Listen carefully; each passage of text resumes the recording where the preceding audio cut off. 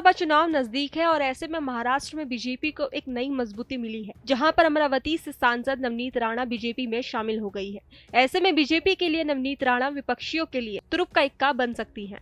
दरअसल महाराष्ट्र के अमरावती से सांसद नवनीत राणा बीजेपी में शामिल हो गई है और बीजेपी में शामिल होने के कुछ समय बाद ही उन्हें पार्टी से टिकट भी मिल गया है।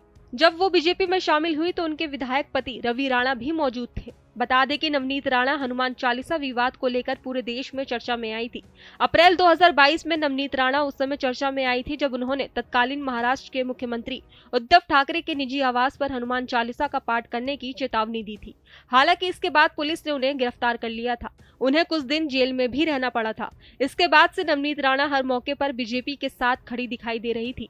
बीजेपी ने नवनीत राणा को अमरावती सुरक्षित सीट से उम्मीदवार बनाया है। इसके साथ ही बीजेपी ने अपनी 7वीं लिस्ट में एक और सीट पर उम्मीदवार की घोषणा की है। बीजेपी ने कर्नाटक के चित्रदुर्ग से गोविंद करजोल को अपना उम्मीदवार बनाया है।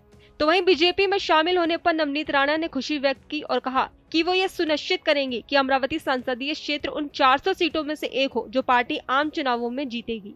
मुझे लगता है कि इतने बड़े पक्ष ने एक इंडिपेंडेंट एमपी करके जब 2019 में मैं चुन के आई और नेशनलाइज पार्टी ने एक व्यक्ति पे इतनी बड़ी जवाबदारी देना और इतना बड़ा विश्वास करना, वो यही दर्शाता है कि ग्राउंड लेवल पे जो काम करता है, मट्टी में रह के लोगों के लिए जो खड़ा रहता है, लोगों के उम्मीदों के साथ उनके साथ हाथ में हाथ डाल के खड़ा रहता है, उसके पीछे देश के प्रधानमंत्री जी, गृह मंत्री नड्डा साहब, देवेंद्र फडणवीस जी, हमारे बावनकुळे साहब, ये दिखाते हैं जो लोगों की सेवा करेगा उसके पीछे भारतीय जनता पार्टी और हमारे देश के प्राइम मिनिस्टर जी खड़े रहेंगे। तो इनका दिल से मैं बहुत बहुत धन्यवाद करती हूँ।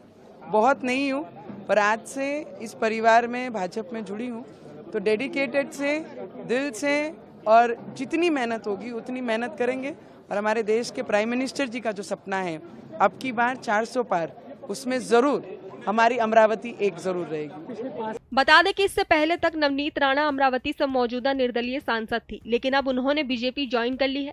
2019 में उन्होंने शिवसेना के आनंदराव अडसूल को हराकर एक स्वतंत्र उम्मीदवार के रूप में जीत हासिल की थी। वो बीजेपी की समर्थक रही हैं।